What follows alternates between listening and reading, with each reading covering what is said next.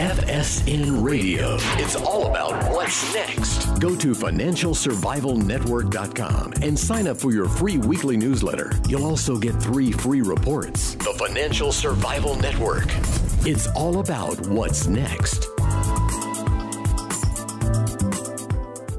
This episode of the Financial Survival Network is brought to you in part by Sandstorm Gold Royalties. Sandstorm Gold Royalties is a different kind of gold company. They purchase royalties on select mining operations and receive a percentage of the revenue in return. Sandstorm now has a portfolio of over 185 gold royalties around the world. See how gold royalties differ from other gold mining investments at sandstormgold.com. That's sandstormgold.com. Sandstorm Gold Royalties trades on the TSX as SSL and on the New York Stock Exchange American as SAND. Welcome, and you are listening to the Financial Survival Network. I'm Kerry Lutz. We're on the road. I'm broadcasting from Kauai, Hawaii, a beautiful place.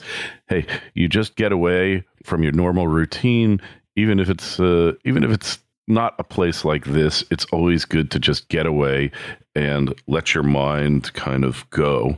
And that's what we've been doing the past week here. I'll be back home in 3 days. But in the meantime, it's 11/6/18. You know what that means, don't you? It's election day. And hysteria is breaking out on the right and the left. This is a make or break election for everybody, for everyone. And what are we to do? Hey, as always, be a part of the show. Email us, kl@kerrylutz.com.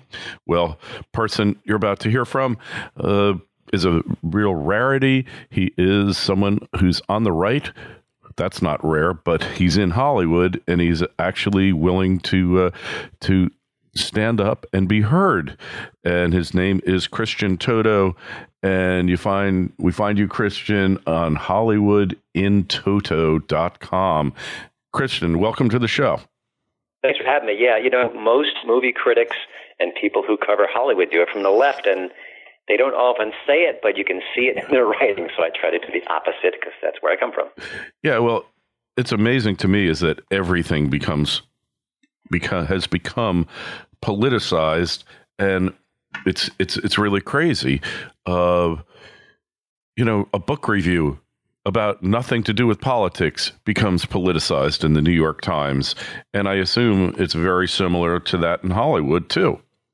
Yeah, it's amazing. I've been reviewing films for about 20 years now, and when I first got into it, I wasn't very political, and the gig wasn't very political. But now if you look at a review, even a subject matter that isn't anywhere near the Beltway, they often bring Trump into it, politics, social commentary. Is the movie woke enough? Yeah. And it's inescapable, and it's amazing.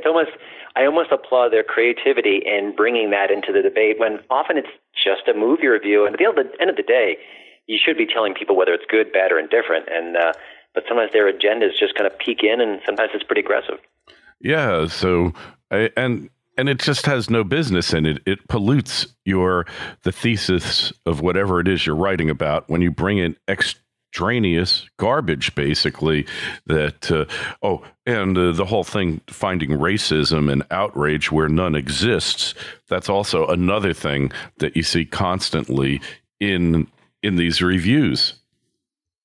Yeah, what's interesting that I've seen of late is that often the critics will count the number of women and minority in the film and saying, hey, there aren't enough here, or it's maybe you need more. And again, there's a legitimate debate to be had about representation in Hollywood, and I think Hollywood has done a poor job of having more women and more people of color behind the scenes, in front of the camera, for sure.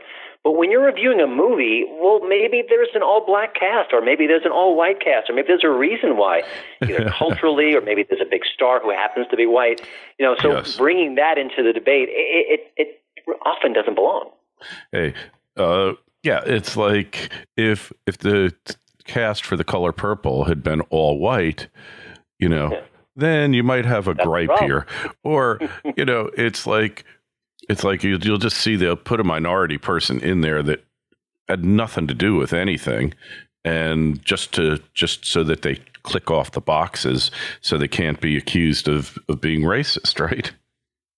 Yeah, and there's also a bit of guilt going on here where, people behind the scenes, people pulling the levers in Hollywood, have not been very inclusive in the past. And we're not talking 40, 30 years ago, we're talking 10 years ago or even 5. So sometimes that it's almost like token casting. Well, maybe you should be more open to everyone and then let sort of the storytelling go from there.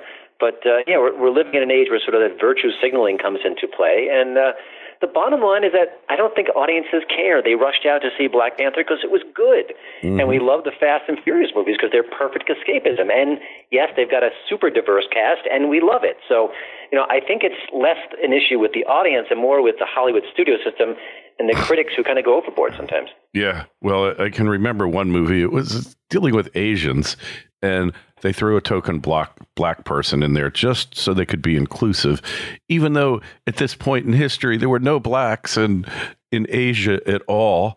It was back in the 1800s, but you got to have that guy in there. Now, granted. Yeah, I think with the Dunkirk movie from a few months back, right. I think there was a limited debate about how come there aren't people of color in the story. Well, that's history. And it'd be really kind of awkward if you did that. You're trying to make it as accurate as possible. So, there are times where maybe the story dictates certain situations, and that's unavoidable. Yeah, and you know what? You see it constantly all over Hollywood. So obviously you're not the most popular person on the left coast, are you?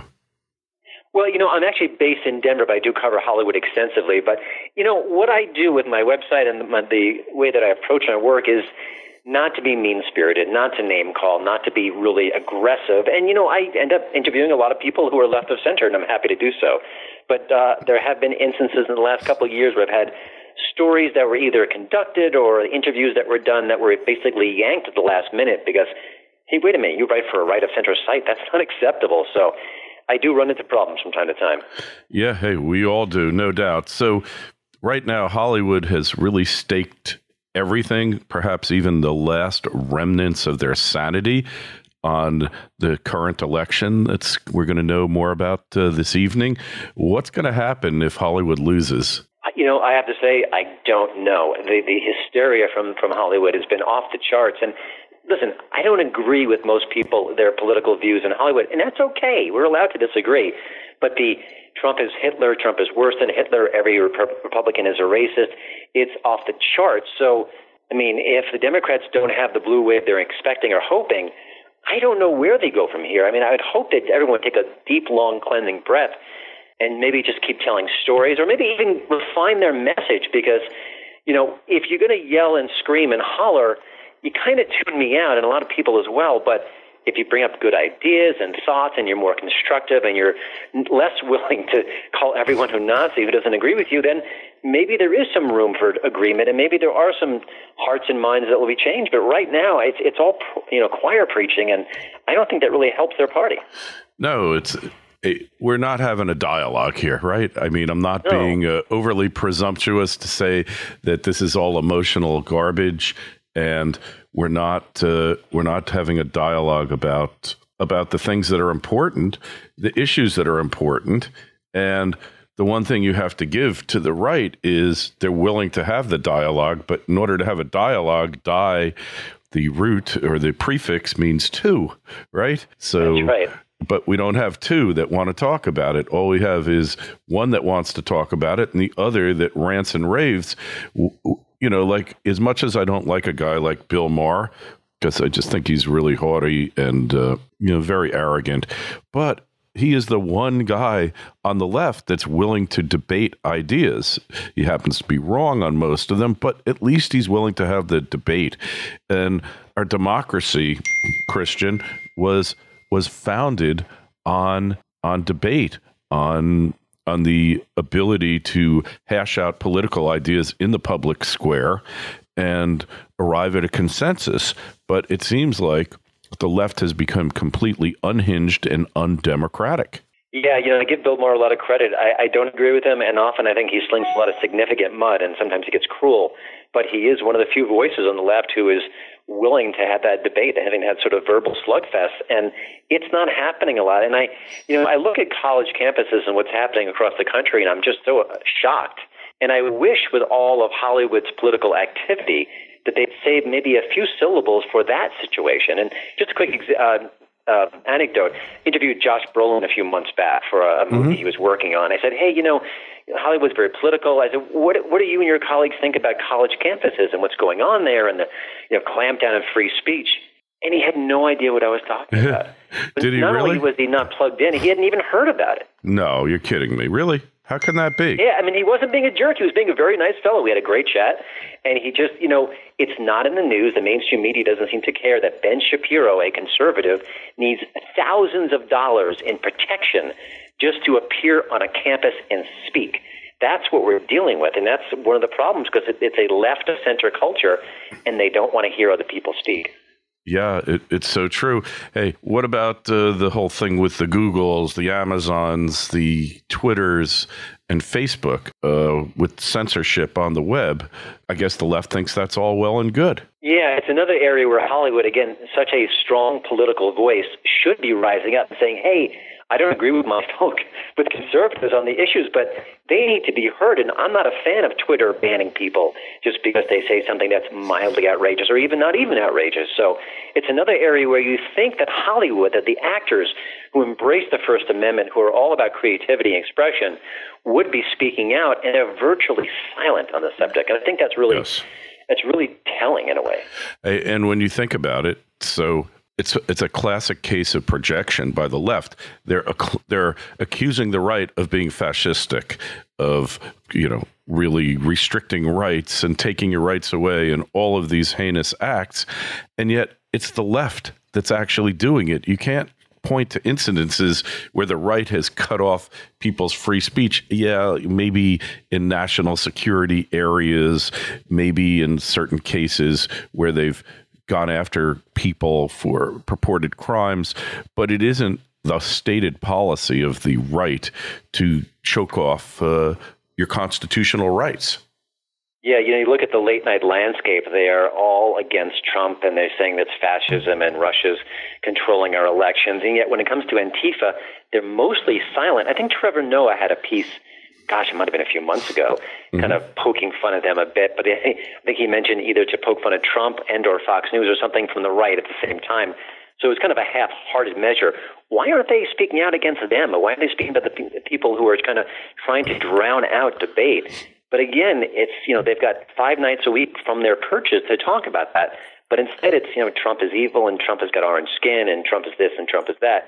Hey, if you got time for that, maybe spread it out a bit and talk about other issues as well, because they're important. Yeah, well, late night television has basically become unwatchable, Christian, because I always thought the purpose of late night television was you had a lousy day, you could turn on Johnny Carson or Jay Leno or Letterman and listen to some jokes and feel better and, go to sleep laughing. But these guys, 15 Trump jokes in a row. All right, 1 or 2, there's a lot to make fun of with Trump, just like there was with Obama, but they could never find anything humorous there. But, the fact of the matter is that that 15 Trump jokes in a row are not particularly funny. Yeah, no, I agree. Listen, when the whole Bill Clinton is Randy, that whole comic through line, I was bored by that, before the Lewinsky scandal was even over. And one of the comics who doesn't get very political is Jimmy Fallon on The Tonight Show. And what has the media done? The media has, through article after article, shamed him and saying, hey, you're not part of the resistance. What's going on here? And then he got a little tougher on Trump. It's amazing. The one guy who just wanted to do what you said, make us laugh, make us kind of go into the next day on a high note or just kind of forget our troubles, they shamed him into it. It's almost like they shamed Taylor Swift into being more activist. I mean, why can't she sing and make people happy? That's perfectly reasonable, and she doesn't have to talk about politics. But after a whole bunch of articles, now she's all of a sudden she's telling people to vote and vote for Democrats. Yeah. So. Yeah, and you wind up getting ostracized for not being political, and that is the height of really anti-democracy, because under a democracy, if you don't want to be involved in the democratic process, or you don't want to share your views, or just stay on the sidelines, that's your right under the Constitution you have right to freedom of association, which means you also have the right to not associate with people and organizations that you don't want to. I only wish we could do that with the Internal Revenue Service, but you know what I'm saying privately. Yeah, and look what happened to Kanye West when he came out very strongly in favor of Trump. The media just absolutely pounced on him and said terrible things about him. Saturday Night Live was, just excoriating him. Well, he had an opinion. Isn't that okay? Can't we still? Don't you wanted that? Isn't that what the whole point of this is? You want the entertainers to be political, but then if they say the wrong thing, then they're in a heaping world of trouble. Hey, and Saturday Night Live has become an anachronism. It's its best years were about 30 years ago. It's really over the hill, and it needs to be shot and put out of its own misery, because the whole left's concept here of humor is not humorous at all. Yeah, well, there's two things going on. One, it isn't very funny, and often it's a matter of they want to send a message or say something rather than make us laugh, which is never a good kind of a formula for success. But also, part of comedy is surprise. If a joke is coming and you see it a half mile away, it's often not that funny because you know it's coming. You kind of expect it. But if things are out of the loop or out of the ordinary, then it's funnier. So if you turn on Saturday Night Live any given weekend, you know kind of sort of what the joke is going to be. It's going to be anti-Trump, anti-GOP. It's going to ignore some of the Democrats who have some own gaps. So half of the surprise element is gone, and it just becomes more boring. Yeah, and that's exactly. They've become very just boring when you get down to it. I think you summed it up well, because it's totally expected, it's anticipated. And the other thing is, Hollywood is about brands, branding movies, branding studios, branding actors and actresses. And yet, I teach a course in branding for podcasting, said the worst thing you could do is ever take a stand that's going to alienate half your audience one way or the other, regardless what it's about. And let's face it, half the country doesn't buy into this crap, maybe a lot more than half. We don't know because the polls are cooked. But let's just assume it's 51% doesn't like what you're doing. You lost half your audience. No wonder these the networks, primetime news, everything else is going down the tubes. Yeah, there's a lot of money being left on the table in a lot of different areas. I interviewed Bruce Campbell from Evil Dead fame a few months back, and he told me, Democrats and Republicans buy my Blu-ray and DVDs, so why would I want to alienate them? It's unnecessary. Listen, if you're a hard left comic and that's your game and your brand and your shtick, I get that. But I think a lot of the late night shows and even other shows in general, it's almost like they didn't have to go down that route. It's pushing people away that didn't need to get pushed away. And I think it's costing them. But show business is funny because it's often about the money until it isn't. During the Bush years, we had about, a dozen anti-Iraq war movies, and one flopped harder than the next, and they kept making them. And after a long while, they stopped. But I'm thinking, my goodness, once you get a flop or two in a genre, you stop, you reassess and say, hey, maybe there's not an audience for that. Sometimes Hollywood will go in a direction where they just want the content out there, and if they have to lose a few million, so be it. Yeah, and that seems to be a very bad business model. I mean, they've been hurting badly for the past few years. The movies are not doing it. And then like a movie comes out with no political message or anything that's really good, and it becomes like a major hit. Probably if they were making more movies like that, that movie wouldn't have been the major hit that it became, but it's an endangered species. Yeah, it's a very interesting time we're living in. And but part of it is that sometimes a smaller film or even a TV show can be successful reaching that niche audience. I think, back in the Johnny Carson days, he needed the left and the right. He needed the red states and the blue states to be very successful. But because the audience is more splintered now, you can survive just being hard left or hard right. But I still think you're losing out and you're leaving money on the table for that reason. I think you could be getting more people to watch you. There's no reason for Stephen Colbert to chase me away. I mean, he's a funny guy. He's got, celebrity guests on every night. It's on at a time where I just want to kind of, watch a little TV and go to bed. Yeah. Why does he need to be so aggressive and ugly and leave the jokes out? It just doesn't have to happen, but that's what he's chosen. Yeah, and, these guys used to be funny. That's the irony of it. I went a couple of weeks ago to a Jerry Seinfeld event in West Palm Beach, Florida, nearby where I live. And for the hour of Seinfeld's show, there wasn't one political joke at all, not one. And there wasn't one four-letter word uttered. And yet everybody was laughing hysterically. Now, maybe there were some microaggressions in there that I just wasn't aware of. But to me, the show was a hit more for what it didn't have than what it did. Yeah, and he's a unique and special talent. I put him in a similar category to Jim Gaffigan. I just bought a Jim Gaffigan special. It's his newest one called Noble Ape, and he's completely apolitical and a very funny guy.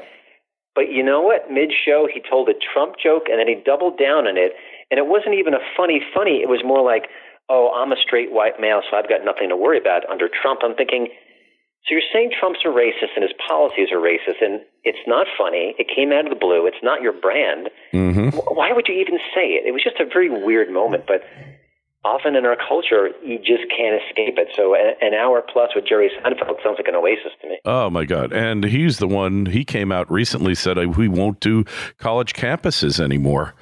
You know? Yeah. So he's an anachronism, I guess. But I think there's this mass syndrome that's happened on the left where they've completely lost their sense of humor. You don't see a lot of happy liberals. You don't see them laughing and having fun much, certainly not in public. Yeah, and listen, they may hate Trump, and there's a lot of reasons to be grumpy about Trump. He's unorthodox, you know the drill. Oh, yeah, but sure. Republicans had 8 years of Obama. We weren't too happy. I wasn't too happy.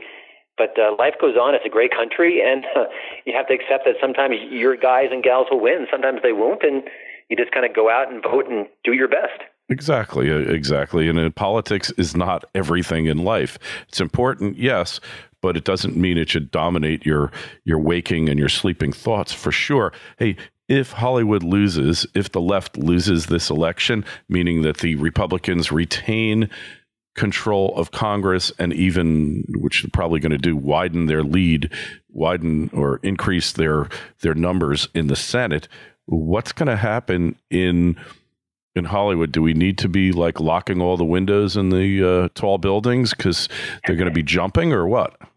I don't know. I thought after the election of 2016 and the Harvey Weinstein scandal, which showed so much rot within the industry, I thought Hollywood actors would take a knee, take a breath, say, hey, maybe we need to kind of get our own house in order before we get on the soapbox again. But they got right back on that soapbox, so I don't think anything will change. I think they'll still get their message out. They'll still be on Twitter saying pretty terrible things sometimes, and they'll just gear up for 2020. So I don't think the awareness, the self-awareness that should be there within the industry isn't. And it's a shame because they do a lot of great work and they make a lot of people happy with their entertainment. And I'm a huge fan of movies, and I love the stuff they do. But when they call me a racist and a sexist for just adhering to a constitutional approach, I get a little angry. Yeah, and it's only going to hurt them in the long run. I think my prediction is that the Republicans will hold on to the Congress. We'll see what happens. I'll be a contrarian there.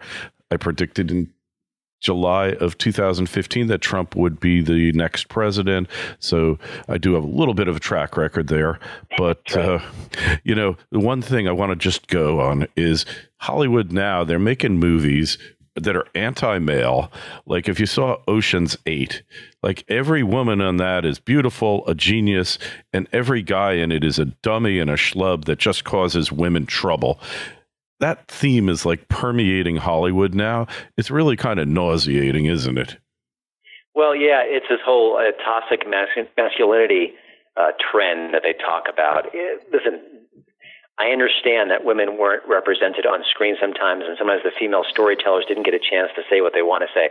But I think going in that direction is a mistake. I think, women should say, hey, if we've been mistreated or we didn't get the representation we wanted, let's fix that. But I don't think you're just going to push this pendulum so far in the other direction. I think that just causes conflict and makes people feel uneasy. Let's just have better stories, good stories, and treat everyone equally. And I think that'll have more reception, and people will be more eager to see those movies. Yeah, there was a Mad Max movie that became basically feminized, Mad Max Fury Road, with Charlize Theron, and she was basically Mel Gibson. And my friend Aaron Clary, who's also known as Captain Capitalism, wrote a scathing article about it. It went viral. He got 13 million views around the world. He had media knocking on the door, wanting to interview him. I mean, it went crazy. But I think this trend, it's like, yeah, women should be represented, but don't try to make the women, like you say, the toxic masculinity thing, put the men down and the women make them ascendant because this is some type of model for a future society. It seems like madness. Hey, well, Christian, it's been great speaking with you. Just go over to Christian's site, which is hollywoodintoto.com. Check out his site. Good reading. Promise you that. Hey, be a part of the show and email us, kl@kerrylutz.com. The Twitter handle is @KerryLutz. The Facebook page for now is Financial Survival Network. Christian, thank you so much for coming on with us, and keep up the fight. Great. Thanks so much for having me. I appreciate it. FSN Radio. It's all about what's next. Go to financialsurvivalnetwork.com and sign up for your free weekly newsletter. You'll also get 3 free reports. The Financial Survival Network. It's all about what's next.